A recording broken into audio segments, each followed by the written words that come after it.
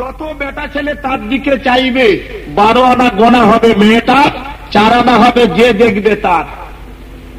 আপনারা বলতে পারেন আমজাদ হোসেন এটা অন্যায় না অবিচার? আমি বলবো দোষ তো ওর। পাইপ লাইটটা না জানলে পোকাগুলো আসতো, জলসা না দিলে আমজাদ আপনার বাড়ি আসতো, তো তোমার দোকানটা ভেলভেট দিয়ে ভালো করে না সাজালে এরা বারবার তাকাতো। সুতরাং সম্পূর্ণ গোনার ভাগীদার হবে তুমি। হাদিস শরীফে লেখা আছে, ও মেয়ের বাপ, ও আমার যুবক বন্ধু বিয়ে হয়ে গেছে, রাগ করবেন না, লজ্জার মাথা খেয়ে বলছি, আমি আর আমার বউ যাব দেগঙ্গায়। ডান দিকের ভ্যানে আছে ঝামেলা খাতুন, আর বাদিকে আছে বেয়াদবানি। আমার বউয়ের মাথায় কাপড় নেই, ফুটানিকার ডিব্বা ভেন্টি ব্যাগটা কায়দা করে দিয়েছে, শালটা আফগানিস্তানের বর্ডারে ফেলে দিয়েছে। আমি এমন অপদার্থ পয়াকার ঠয়াকার, আমার হিম্মত নেই। ওগো সাদ্দামের বাপ, ওগো লাদেনের বাপ, ওগো বিউটির বাপ, তুমি একটা মুসলমান বাড়ির বউ, ঘরে যা করো করো, একটু রাস্তায় বেরিয়েছো মার্জিত পোশাক পরো, তোমার কাপড়টা দিয়ে তোমার দেহটা ঢেকে নাও, রাস্তায় যেন মুসলমানের মেয়ে বলে চেনা যায়। বাড়ির বউটা দেখলো আমার স্বামী, সে যখন আমার বাধা দেয় না তখন আমার কোনো দরকার নেই, যা খুশি আমি শাস্তে পারি, রাগ করবেন না বন্ধু। বর্ধমান মেমারির পাশে একটা জায়গা আছে ভাতার, শুনেছেন না কেউ? কে আছে না? কসম বলছে, এই মিথ্যা কথা বলি। মেমারির পাশে একটা থানা আছে, বাস স্টপেজ আছে, গ্রাম আছে ভাতার, ভয়াকার তয়াকার। তো আমি একদিন দাওয়াতে গেছি, তখন মোটর সাইকেল কিনি নে, গরিব মানুষ, খুব গরিবের ছেলে, হুজুর কেবলার সহানুভূতিতে আল্লাহ আমার গাড়ি দিয়েছে, না তো আমাকে কেউ এখানে চিনত। হুজুর কেবলার ওসিলায় তো আপনার জলসা এলাম। আর একবার এসেছিলাম, সেই ওই প্রতিবাদ সভা হয়েছিল আইজুল হক কাসেমির বিরুদ্ধে, এসেছিলাম দিনের বেলা, সে কত 40 মিনিট না কতক্ষণ, যাই বা হোক। তো আমি বাসে বাসে তখন জলসা করতাম, তো একটা বুড়ি মেয়ে উঠেছে, তা 5টা টাকা নিয়ে খালি বলছে টিকিট দে, আর আমাকে দেখে খালি সরে যাচ্ছে। বুড়ি হয়ে গেছে, 70-এর ধাক্কায় বয়স, মানে বুড়িটা ভাতারে নামবে। কন্ট্রাক্টরকে বলছে একটা টিকিট দে, বলছে দাদি কোথাকার টিকিট? এক চড় মারবো। তুই জানি আমি রোজ যাই, রোজ আসি। আগেকার মেয়েদের লজ্জা শরমটা দেখেন, আর এখন হাইব্রিড পোল্ট্রির লজ্জা শরমটা ওজন করে দেখে নেন। মেয়েটা 5টা টাকা নিয়ে বলছে এই টিকিট দিবি না? নেবে যাব। বলছে বুড়ো বয়সে ফাঁকি দেবে তো, তবু তোমার বলতেই হয়। মুচকে মুচকে হাসতে আমার দিকে দেখছে, আর বলছে দাদি একবার বলো না, কেউ নেই, বলো কোথায় নামবে, বলো না। বলছি তুই জানি না আমি কোথায় নামি? বলছি এত ভিড়ে আমার মনে আছে, এখন বলো। বুড়ি এদিক ওদিক দেখে কি সুন্দর ফিনিশ দিচ্ছে দেখেন, বলছে খোকার বাপের একটা টিকিট দে। ভাতার শব্দটা বলবে, আগেকার মায়ের পেস্টিজে লেগেছে, আর তুমি নারী, তুমি না নারী না নারী, তোমার লজ্জা শরমের কোনো বালাই নেই। তুমি পুকুরে গা ধুচ্ছ বেটা ছেলে মেয়ে ছেলে ভেড়ার মতো, মাঝখানে কোনো পার্টিশন নেই, লজ্জা শরমের কোনো বালাই নেই। পা দুটো জড়িয়ে বলে যাচ্ছি মা, তুমি মায়ের পোশাক পরো, ভাবি তুমি ভাবির মতো সাজো। ও গোপন হাঁচি না, বেশি যৌবনের গরম দেখায় না, তোমার দাদিকে দেখে তুমি মার্জিত হও, রাগ করবেন না। হাদিসে লেখা আছে, আল্লাহর নবী বলছেন, আর দায়ুস লা ইয়াদখুলুল জান্নাতা, দায়ুস কখনো জান্নাতে যাবে না। একটা মেয়ে ছেলে জাহান্নামে যাবে, 3টে বেটা ছেলে সঙ্গে নেবে, সাথে নেবে বড় ভাই, সাথে নেবে বাপ, আর সাথে নেবে স্বামীকে। হাদিস শরীফে লেখা আছে, আল্লাহর নবী বলছেন, স্বামীর পায়ের নিচে হলো বিবির জান্নাত। বলেন আলহামদুলিল্লাহ।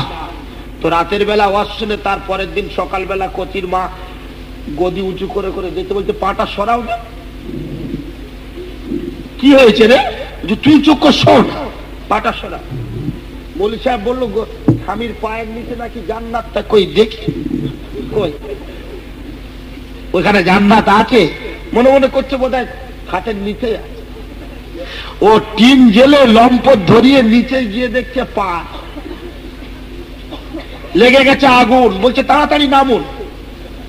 কেন রে? বলছে মৌলী সাহেব বলেছে স্বামীর পায়ের নিচে জান্নাত, আর আমি তো দেখছি জাহান্নাম আগুন ধরে গেছে, তাড়াতাড়ি নামো। ওখানে জান্নাত থাকে না ভাবি, জান্নাত থাকে উভয়ের ভালোবাসার মাঝখানে। বলেন আলহামদুলিল্লাহ। এখন স্বামী স্ত্রীর ভালোবাসার মুরগি পোষা সমান হয়ে গেছে। দু ছেলের মা হলে বলবে চা করে দাও, করে খাও, তেল দাও, দেখে নাও। সে ভালোবাসা আর নেই। মনে পড়ে যায় আম্মা জান আয়েশা রাদিয়াল্লাহু তাআলা আনহা আর আমার নবী এক বাসনে ভাত খেতে বসেছেন। আমার নবী পাক একটা হাড় খেয়ে চুষে চুষে দস্তরখানায় রেখে দিয়েছেন। আম্মা জান আয়েশা রাদিয়াল্লাহু তাআলা আনহা ওই হাড়টা হাতে করে নিয়ে গালে দিয়ে চুষছেন। আমার নবী পাক মুচকি হেসে বলেন, আয়েশা, ও বিবি আয়েশা, তুমি এত ছোঁচা, তুমি এত হাগুরে, আমি যদি আগে জানতাম ওই হাড়ের সাথে খানিকটা গোশত রেখে দিতাম। আম্মা জান আয়েশা বলেছিলেন, ইয়া রাসূলুল্লাহ,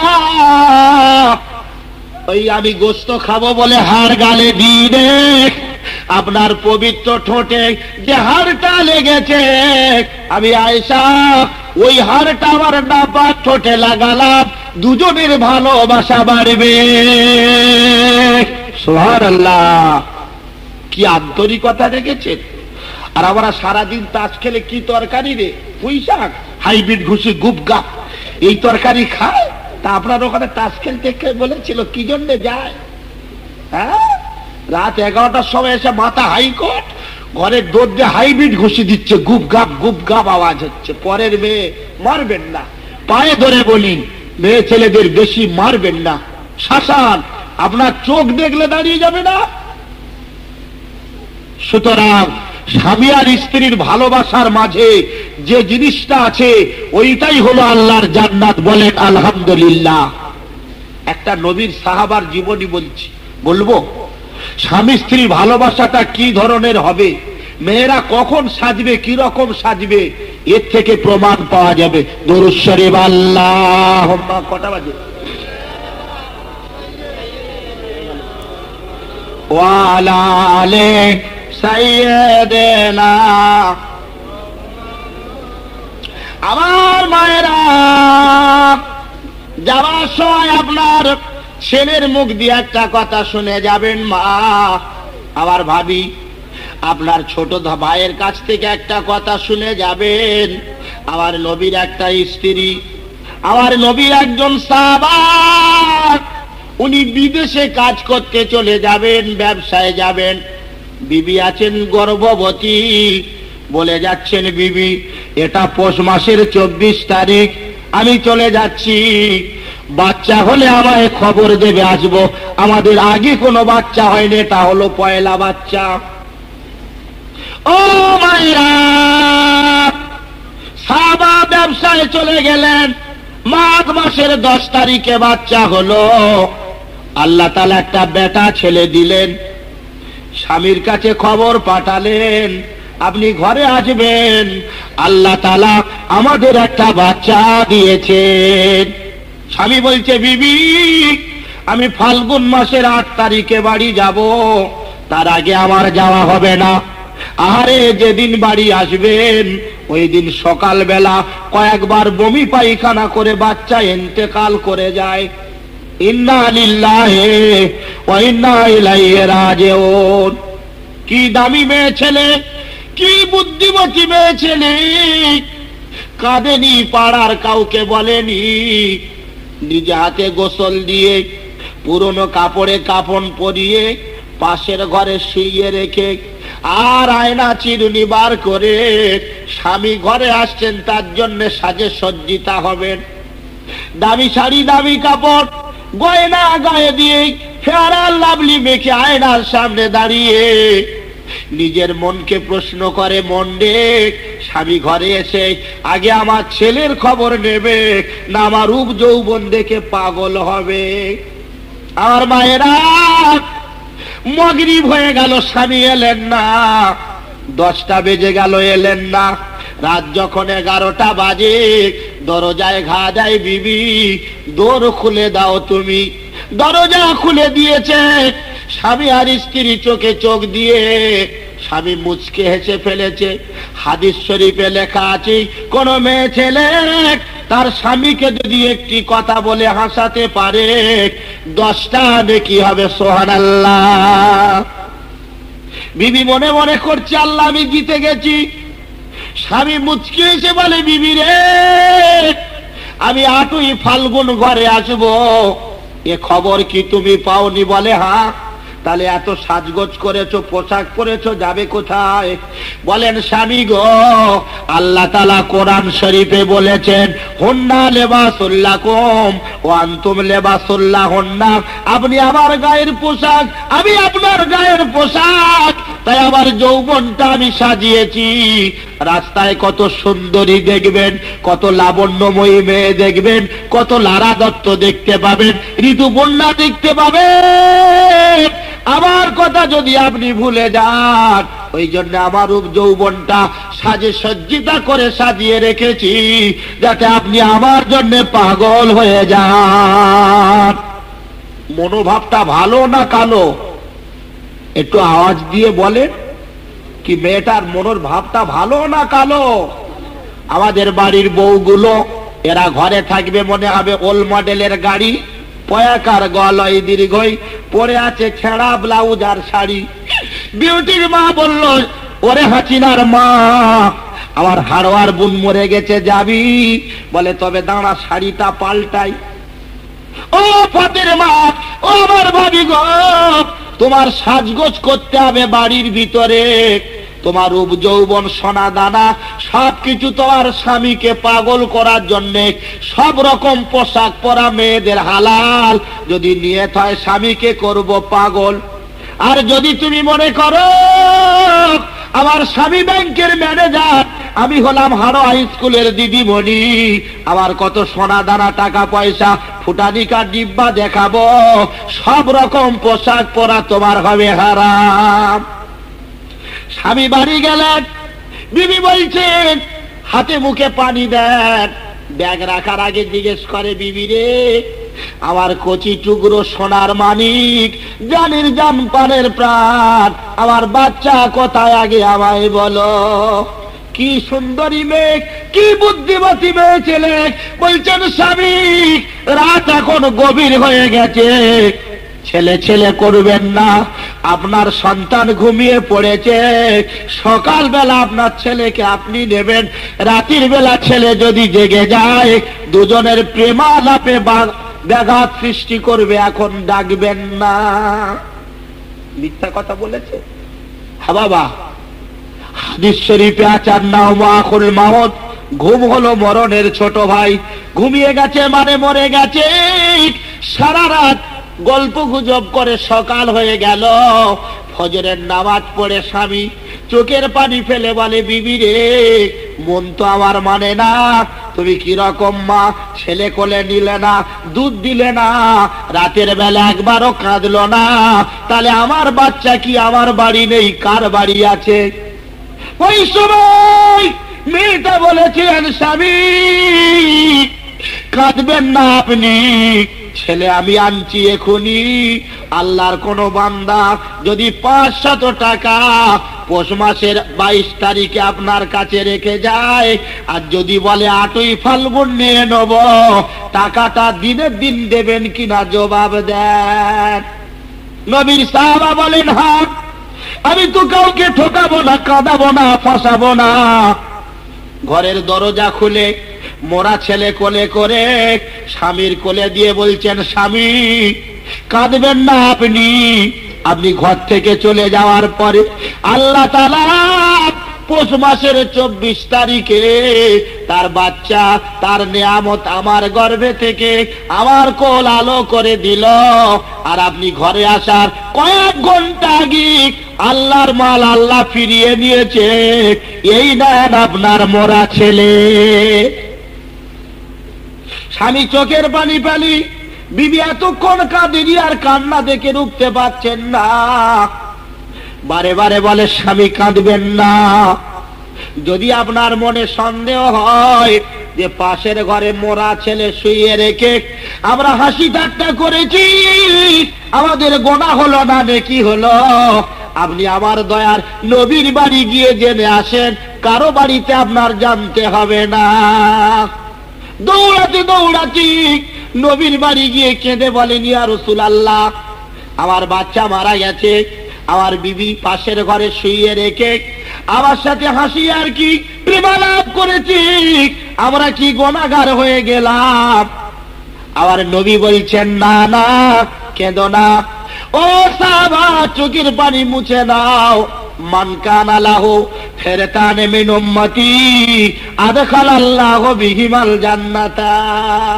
যদি কোন মেয়ে ছেলে একটি কিংবা দুইটি নাবালক সন্তান মারা যায়, এখন যৌবন হয়নি, পানি ডুবে, কুকুরে কামড়ে, সাপে কামড়ে, কারেন্টের শর্ট খেয়ে মারা গেল, মা বাপ যদি সবর করে, আমার নবী বলছেন সাহাবা, কিয়ামতের ময়দানে আল্লাহ তাআলা বলবেন, ও বাচ্চা ছেলেরা, যা যা তোর মার বাপের হাত ধরে আল্লাহর দয়ার জান্নাতে নিয়ে চলে যা।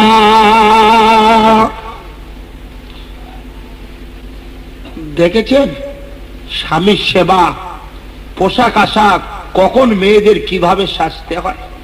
সময় আর বেশি নেই আমার বাপ, কালকে বাংলা বন্ধ, বেশি রাত করা যাবে না। তবে যাওয়ার সময় আর একটা কথা হাত দুটো ধরে বলে যাচ্ছি, ভারতের অবস্থা বড় খারাপ। কি খারাপ না?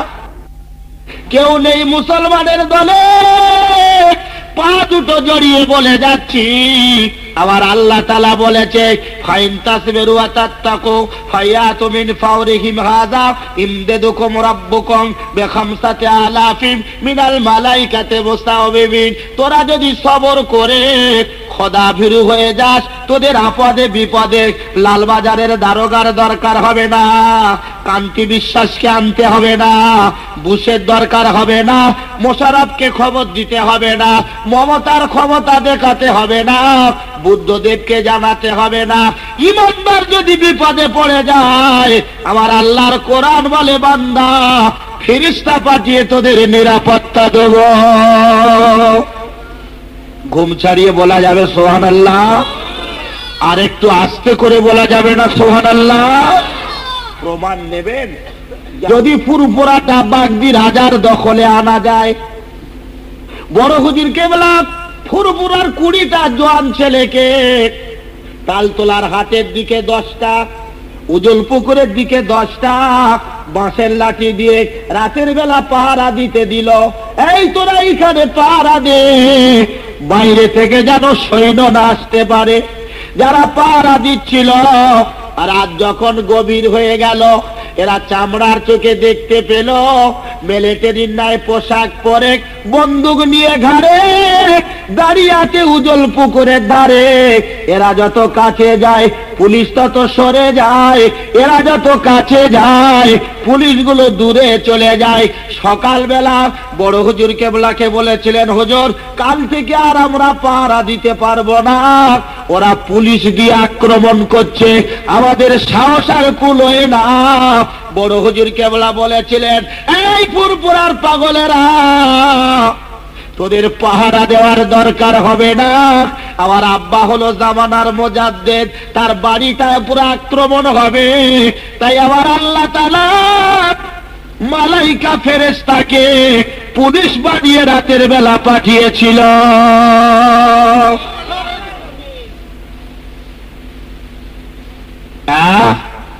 কটা প্রমাণ নেবেন?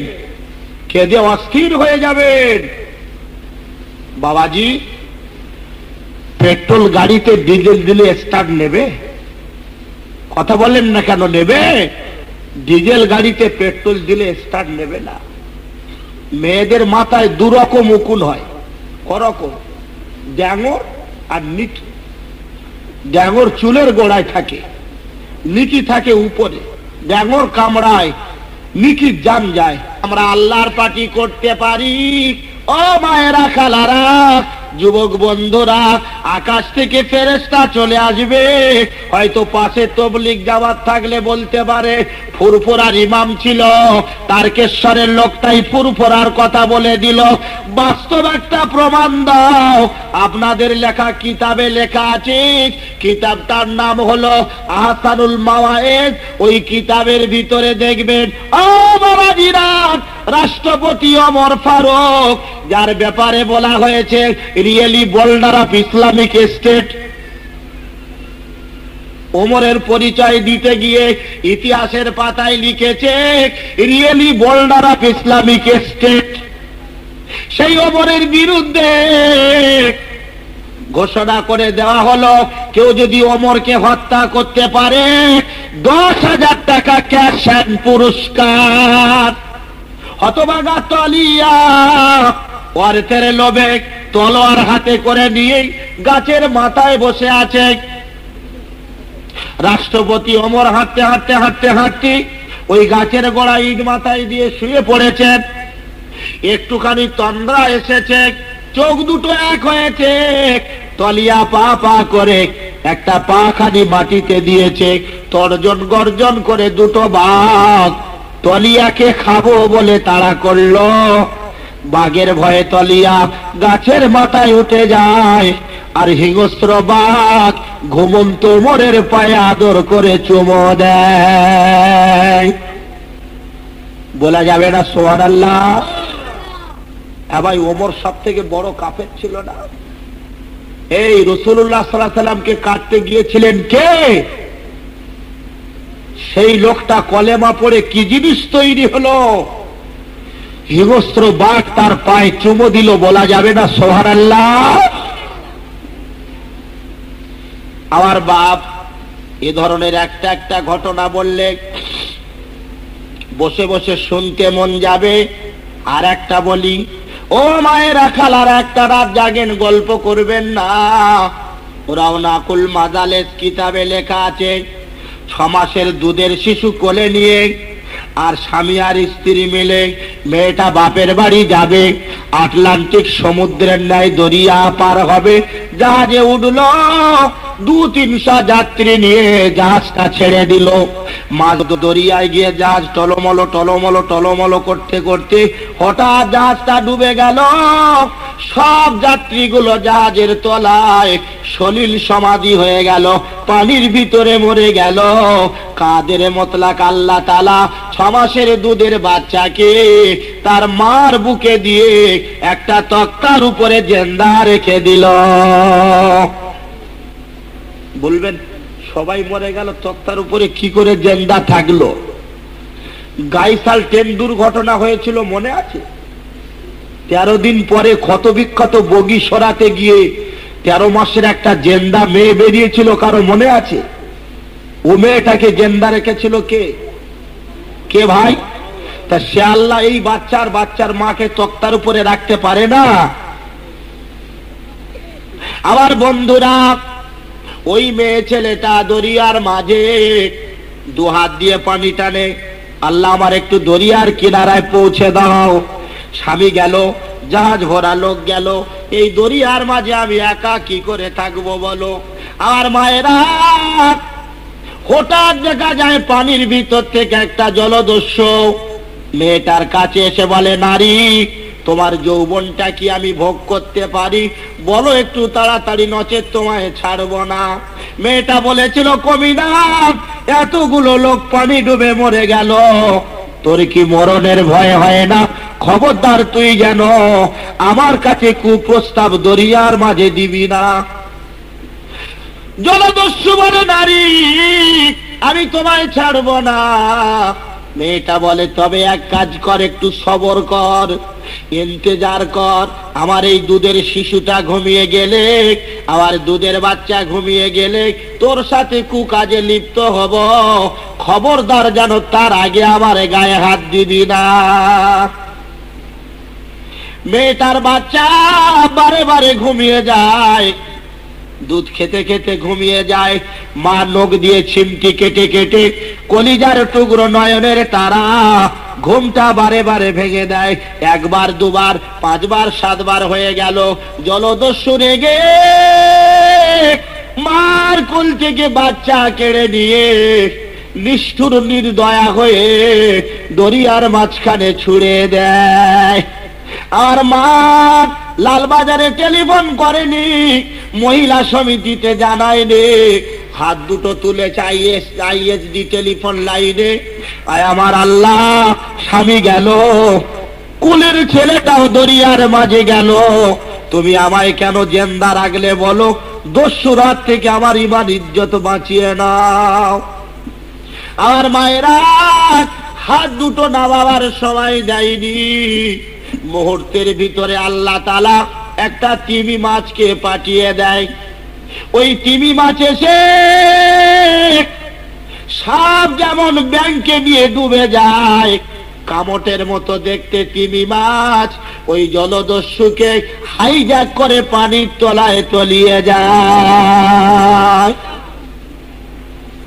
40 কেজি ভেটকি মাছ ধরা গেছে, দেখেছেন শুনেছেন কেউ? 40 কেজি গত রাত্রে 10:30টার খবরে বলেছে।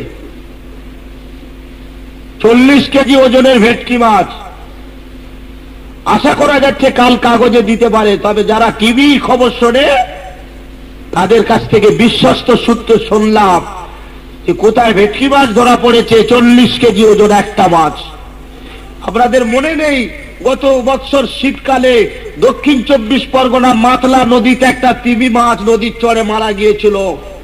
40 ফুট লম্বা, 7 ফুট উঁচু। এই হচ্ছে তিমি মাছ, কামটের মতো দেখতে। তাহলে মেয়েটার কাছে সাহায্য এলো তো ভাই? কি এলো না? আর কে পাঠালো? আল্লাহ। পা দুটো জড়িয়ে ধরে বলছি, সব জিনিস তওবা করে দিয়ে আপনি আল্লাহর পাটিটা মজবুত করে ধরুন, নামাজটা পড়ুন, হালাল খাদ্য খান, দেখেন আপনার বাড়ি ফেরেশতা আসছে কিনা। বলবেন আরেকটু প্রমাণ দেন। তাহলে দরুদ শরীফ আল্লাহুম্মা সাল্লি আলা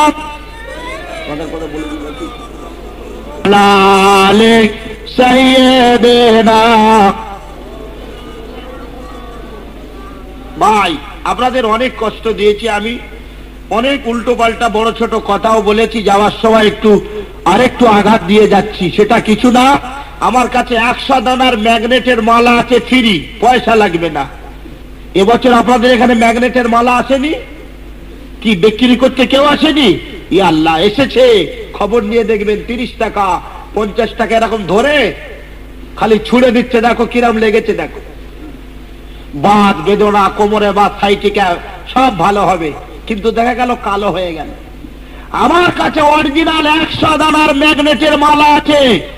যত বেটা ছেলে মেয়ে ছেলে আছেন সবাইকে দেবো, ফের ডবল ঘরে নিয়ে যাব। কাজ না হলে ফোন করবেন, আপনাকে ভেলোরে নিয়ে চিকিৎসা করে ছাড়বো ইনশাল্লাহ।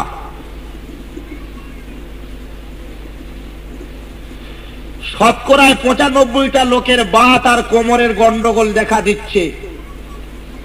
এটা হচ্ছে কঠিন রোগ। আমি আপনাকে সন্তান, ভাই, বন্ধু হিসাবে একটা 100 দানার ম্যাগনেটের মালা দিয়ে যাই। মা ফাতেমা বলেছিলেন, আব্বা আমি কাজ করতে পারছি না, কি করব? আমাকে একটা কাজ করার মেয়ে দেন। নবী পাক সাল্লাল্লাহু আলাইহি ওয়াসাল্লাম বলেছিলেন, তাসবিহ পড়বে শুয়ে শুয়ে 100 বার, 33 বার সুবহানাল্লাহ, 33 বার আলহামদুলিল্লাহ, 34 বার আল্লাহু আকবার। এই ম্যাগনেটের মালায় কোনো সন্দেহ আছে? আরে কথা বলেন না কেন? সন্দেহ আছে? এ মালা দেহ পাক থাক না পাক থাক, মেয়ে ছেলে বেটা ছেলে পড়া চলবে। 33 বার সুবহানাল্লাহ, 33 বার আলহামদুলিল্লাহ, 34 বার আল্লাহু আকবার, আর 3 বার আস্তাগফিরুল্লাহ পড়ে শোবেন। সকালে উঠবেন, দেখবেন অলসতা অবহেলা গ্রাস করতে পারেনি। প্রমাণ নেবেন। সব থেকে বেশি দাওয়াত হয় আমাদের পীরজাদা আলা হযরত মাওলানা ওমর সিদ্দিকী সাহেবের। তা হাত পা কোমর নিয়ে তো মানুষের বাড়ি যেতে হয়। কিভাবে আলেমদের, আল্লাহ আলাদের কিভাবে আল্লাহ চালু রেখেছে দেখেছেন? কেন আলেমদের?